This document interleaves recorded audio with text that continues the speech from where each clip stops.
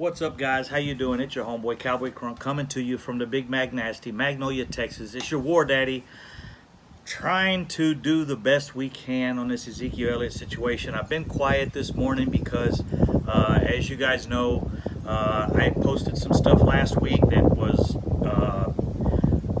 I guess, not confirmed in some certain situations. But as you guys know, also, I always tell you, as this is per post from, or sources that sometimes are there, sometimes aren't. But that's all you have to roll with. I mean, no one knows where Ezekiel Elliott is except Ezekiel Elliott and his personnel. And if you happen to see him go, traveling through the airport, but a lot of things were said last week. There was that golf tournament that I was talking about. But as of right now, it has been confirmed. I had some stuff to do this morning, so I'm rolling a little late. But it is confirmed that Ezekiel Elliott has traveled back to Dallas with his team.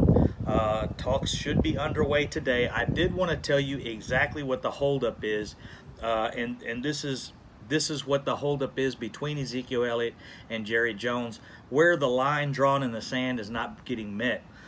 It's called Article 13, Section 7 of the CBA.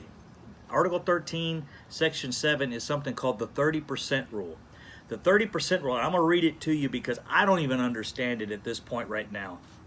But Article 13, Section 7 of the CBA mandates, this is quote, from the CBA, no player contract extended into a season beyond the final league year may provide for an annual increase in salary of more than 30% of the salary provided for in the final league year per year, either in the season after the final league year or in any subsequent season covered by the player contract.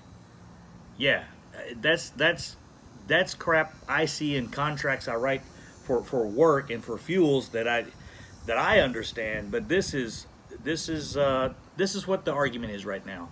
There's a 30% rule that the CBA has, and the players are not allowed to increase their salary by like 30% concerning, like it says there, the numbers and this year and that year the contract. So that's the details. That's why numbers aren't out. No one's understanding it. This is falling under that 30% rule. And Ezekiel Elliott is wanting, I guess, what it sounds like to me is surpass that 30% rule, and even with the CBA, they're not allowed to do that. So that's why we were all talking about before. This has stuff that has to deal with the CBA, and they need to change the way these contracts are written, especially for these running backs. Now, a quarterback will wait out his current contract and just wait until, a receiver, a safety, a cornerback, guys that have 10, 12-year careers can do that. But when you have a 7, 8-year window to get your money, you can't stay on your rookie contract for 7 years. And then when you're a player like Ezekiel Elliott, which has outperformed his rookie contract, and you're asking for an increase more than 30%, the CBA is saying you're not allowed to do that. So it's not just Jerry Jones. There's other things involved in this. So that's what it's called. You guys can look it up and read more in depth to it. That's what I'm trying to do as well.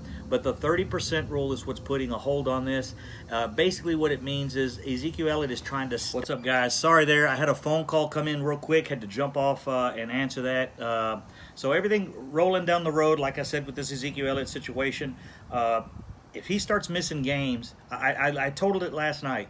We have a 83% chance, and I know that these are just 83% chance that we win against the Giants. They gave us a 52% chance we win the second game in Washington. Then they gave us a 86% chance of winning the third game there. And you calculate that together, it ends up 38% chance. There's a 38% chance this is without Ezekiel Elliott. That's the numbers that's been calculated by Las Vegas and all these gurus that do that. We have a 38% chance of being 3-0, which is close to 50%. I mean, it relatively is.